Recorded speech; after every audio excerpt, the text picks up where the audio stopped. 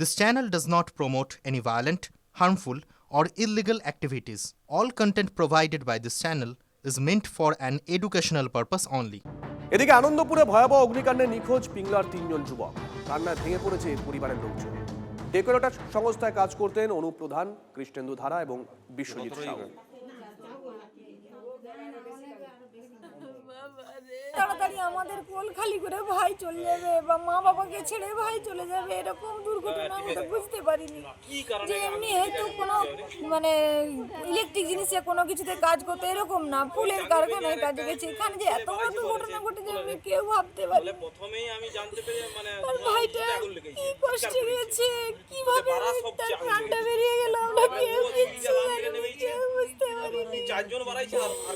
কেউ বেরোতে পারেনি, কেউ বলছে 15-16 জন, কেউ বলছে 50 জন। কার সত্যি কি, কোনটা সত্যি কোনটা মিথ্যে আমরা কিছুই জানিনি গো।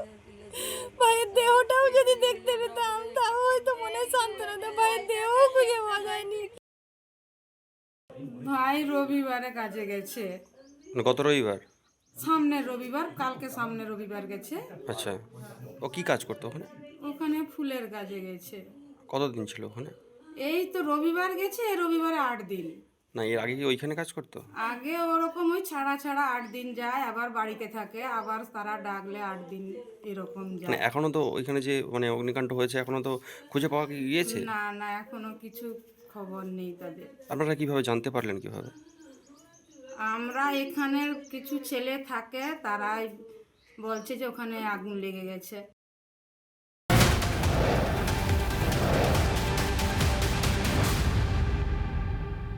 আনন্দপুরে অগ্নিকাণ্ডে নিখোঁজ তমলুকের শ্রীরামপুরের বাসিন্দা গুরুপদ সাউ এবং বিশ্বজিৎ সাউ। উদ্বেগে প্রতিটা মুহূর্ত কাটাচ্ছেন পরিবারের লোকজন।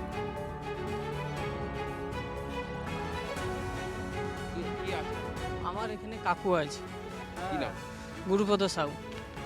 উনি এখানে কি মোমো কারখানায় কাজ করতেন? না না, এখানে ফুলের কাজ করতে, ডেকোরেশন। কালকে এসেছিলেন এখানে? আমার কাকা 8 দিন ধরে আছে এখানে কাজ করতে। কথা কালকে রাতে কথা হয়েছে কিছু? হ্যাঁ, কথা বাড়ির সঙ্গে হয়েছে। আমার কাকিমা বলে ফোন করছিলাম, কাকিমার সঙ্গে কথা হয়েছে। তারপরে রাত্রে আজকে আবার সকালে যখন ফোন করলো, খবর এলো যে এরকম আগুন লেগে গেছে কাজ। ওনার সঙ্গে আমাদের ওইখানের কেউ ছিল না, আমার বোরগাদার লোক ছিল। ও যে ঠিকাদারের আন্ডারে কাজ করতো, সঞ্জীব মাইতি বলে, তার ঠিকাদারের আন্ডারে কাজ করতো। তাদেরও ওরা এই যে নিউ পুষ্পাঞ্জলি যে গোডাউন, গোডাউনেই থাকতো। বাড়ি ওনাদের হচ্ছে শ্রীরামপুর, তমলুক শ্রীরামপুর।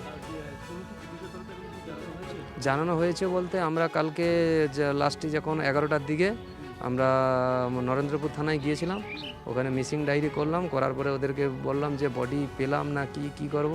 তখন ওরা বললো যে বডির যা অবস্থা এখন তো কেউ দেখে চিনতে পারবে না, তবে বাড়ির লোকজন এলে ডিএনএ টেস্ট প্রথমে হবে, হওয়ার পরে বডি দেওয়া হবে। বিশ্বজিৎ সাউ বলতে উনি তো এখনও মানে বাবার একমাত্র ছেলে, আর তো কেউ নেই ওনার। বাবা মা তো এসেছিল কালকে। না, বিবাহিত নয়। গুরুপদ সাউ বিবাহিত, 5 মেয়ে, একাই মাত্র খাটতো, তার সংসার চলতো। কী হবে? হ্যাঁ, দুজনেই ডেকোরেটর গোডাউনে থাকতো, মারা গেল।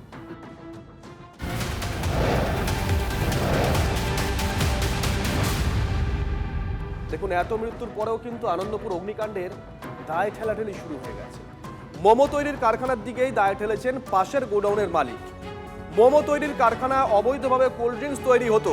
মোমো তৈরির কারখানায় মজুদ দাহ্য পদার্থ থেকে আগুন। TV9 বাংলায় এমনটাই দাবি গোডাউন মালিক গঙ্গাধর দাসের। দেখুন, আমার পাশে একটা মোমো গোডাউন ছিল, ওরা ফায়ারেবল জিনিসপত্র রাখতো সব। ওরা লুকিয়ে CO2 দিয়ে কি মানে কি তৈরি করতো, কোল্ড ড্রিঙ্কস ইত্যাদি তৈরি করতো। ওদের ওখান থেকেই আগুন এসছে আমাদের পাশে গোডাউন, তো 16 ফুট ডিস্টেন্সে। তো আমার কিছু লোকও মারা গেছে, তো যারা মারা গেছে তাদের পাশে আমি আছি এবং থাকবো।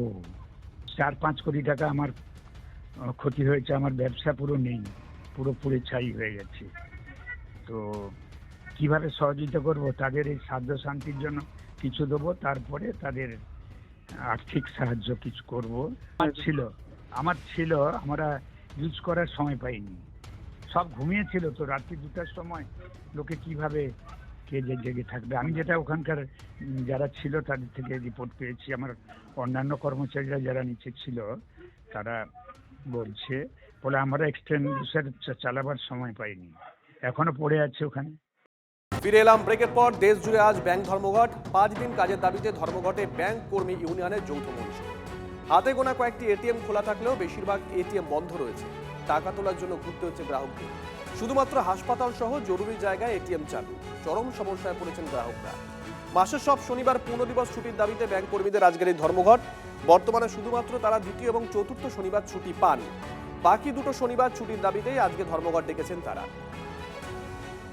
এতদিন ধরে পুরো ব্যাংক বন্ধ ছিল, সেই 24 তারিখ থেকে 24, 25, 26 আবার আজকে একটি স্ট্রাইক দেখা দিচ্ছে। তো এতে তো আমাদের জনজীবনে বিভিন্নভাবে চাপ পড়ছে। আমি আজ আপডেট করতে এসেছিলাম, আর টাকাও তুলবার ছিল আমার। আজ আমার খুব দরকার ছিল টাকা। আমার বাড়িতে অসুস্থ ব্যক্তি আছে, হ্যাঁ, ট্রিটমেন্ট করানোর জন্য টাকার দরকার ছিল। এখন আমি কোথায় পাবো আজকে টাকা? যখন খুবই প্রয়োজন হবে টাকার, তখন তাদের ওর দরজায় ঘুরে বেড়াতে হবে। যে ব্যাংকে টাকা থাকলেও ব্যাংকে সেই টাকাটা সে পাচ্ছে না। অনেকটাই সমস্যায় পড়ছে। আমরা এটিএমে ভেবেছিলাম যে টাকা তুলতে আসবো, কিন্তু এটিএমটাও যে বন্ধ হয়ে যাবে, যেটা 24 ঘন্টার একটা মানুষের খুব জরুরি পরিষেবার অঙ্গ হয়ে দাঁড়িয়েছে এই জীবনে। মাসের শেষ একেই প্রথম এই 4টে দিন উৎসবের জন্য ব্যাংক বন্ধ ছিল, তারপরেই বন্ধ থাকার পরেও আজকে হঠাৎ করে এই বন্ধ হয়ে গেছে, খুবই প্রবলেমে। ফিরে এলাম ব্রেকের পর। মাদার অফ ডিল চূড়ান্ত। আমেরিকার চোখরাঙানি কাজেই এলো না। মুক্ত বাণিজ্য চুক্তি নিয়ে চূড়ান্ত সমঝোতায় পৌঁছলো ভারত এবং ইউরোপীয় ইউনিয়ন। প্রধানমন্ত্রী নরেন্দ্র মোদীর সঙ্গে বৈঠক ইউরোপীয় কমিশনের প্রেসিডেন্টের। জ্যোতির্ময় আমাদের সঙ্গে রয়েছেন, আমাদের সহকর্মী। জ্যোতির্ময়, 2007 থেকে শুরু হয়েছিল, 19 বছর, অবশেষে একটা সাফল্য এলো। দুটো প্রশ্ন, আমেরিকা মানে ভারতের সঙ্গে আমেরিকার সম্পর্কে আর কোনো প্রভাব পড়তে পারে কিনা, আর এই চুক্তিটা কতটা গুরুত্বপূর্ণ আগামী? দেখো, যখন মার্কিন রক্তচক্ষু বিশেষত এই শুল্ক ক্ষেত্রে প্রতি মুহূর্তে দেখানো হচ্ছে এবং যখন মার্কিন অর্থনীতি ক্রমশ রক্ষণশীলতার দিকে হাঁটছে, ঠিক সেই সময় দাঁড়িয়ে ইউরোপের দরজা, ইউরোপের বাজার ভারতের জন্য খুলে গেল। ভারতের মাটিতেই ইউরোপের বিভিন্ন দামি গাড়ি, যা অত্যাধুনিক গাড়ি, যে গাড়িতে এতদিন পর্যন্ত প্রায় 100% বেশি ট্যাক্স দিতে হতো বা ট্যারিফ দিতে হতো, তা রাতারাতি 40% নামিয়ে নিয়ে আসা হলো। এবং তার পাশাপাশি আরো গুরুত্বপূর্ণ যে ক্ষেত্রটি, তা হচ্ছে যে টেক্সটাইল ইন্ডাস্ট্রিতে এতদিন পর্যন্ত প্রায় 150% পর্যন্ত শুল্ক ছিল, যা এবারে সম্পূর্ণভাবে কমিয়ে নিয়ে আসা হলো 30 to 40%। এবং এর ফলে টেক্সটাইল ইন্ডাস্ট্রি যেভাবে বিজনেস করবে, কারণ টেক্সটাইল ইন্ডাস্ট্রির ক্ষেত্রে ইউরোপের বাজার খুলে দেওয়া হয়েছে, ভারতের বস্ত্র এবার বিক্রি হবে ইউরোপের বাজারে এবং তার সম্পূর্ণ ডিউটি ফ্রি হবে। সেক্ষেত্রে বাংলাদেশ ঘুরপথে তারা বড় ধাক্কা খেতে চলেছে, ভিয়েতনাম তারা বড় ধাক্কা খাবে, বিশেষত সব থেকে বেশি অর্থনৈতিক ক্ষতিগ্রস্ত হতে চলেছে বাংলাদেশে। এবং যেটা আরো গুরুত্বপূর্ণ ডিসিশন যা আজকে নেওয়া হয়েছে, তা হচ্ছে ভারতের আইটি প্রফেশনালরা তারা স্বল্প মেয়াদী চুক্তিতে এবারে ইউরোপে কাজ করতে পারবে। এই মুহূর্তে প্রায় 60,000 ইউরোপিয়ান কোম্পানি ভারতে কাজ করছে। আগামী দিনে এই সংখ্যা আরো বাড়বে। আপাতভাবে এই ইউরোপিয়ান পার্লামেন্টে এই চুক্তিকে র্যাটিফাই করতে হবে এবং 2026-এর শেষে মূল চুক্তি স্বাক্ষরিত হবে এবং 2027 থেকে বলবৎ হবে এই চুক্তি। ধন্যবাদ। ডায়মন্ড হারবারের সেবাশ্রয় মডেল ক্যাম্পে নজর কেড়েছে হাড়ের ভঙ্গুরতার চিকিৎসা। এই প্রথম সেবাশ্রয় ক্যাম্পে বিএমডি চিকিৎসা হচ্ছে। এখনো পর্যন্ত এই সেবাশ্রয়ে ডায়মন্ড হারবার সহ পার্শ্ববর্তী এলাকা থেকে কয়েকশো মানুষ এই চিকিৎসা পেয়েছেন। মূলত অভিষেক বন্দ্যোপাধ্যায়ের উদ্যোগে ডায়মন্ড হারবার সেবাশ্রয় মডেল ক্যাম্পে এই চিকিৎসা হচ্ছে। ইতিমধ্যেই সাংসদ মডেল ক্যাম্প পরিদর্শন করে বিএমডি চিকিৎসার খোঁজখবর নিয়েছেন। এই ক্যাম্প চলবে 28শে জানুয়ারি পর্যন্ত। যারা বয়স্ক পেশেন্ট, যাদের মধ্যে একটা অস্টিওপোরোসিস, অস্টিওআর্থারাইটিস, এই সমস্ত রোগগুলো আছে, সেগুলো আমাদের অর্থোপেডিক সার্জনরা দেখছেন। তাদের বিএমডি টেস্ট করার পরে প্রয়োজন হলে তাদের ফিজিওথেরাপি অথবা এসএসকেএম বা অন্য কোনো বড় সেটআপে আমরা রেফার করছি। বিএমডি আছে, বোন ম্যারো ডেনসিটি, যেটা এখানে আমাদের ক্যাম্পে আর কি টেস্ট করানো হচ্ছে।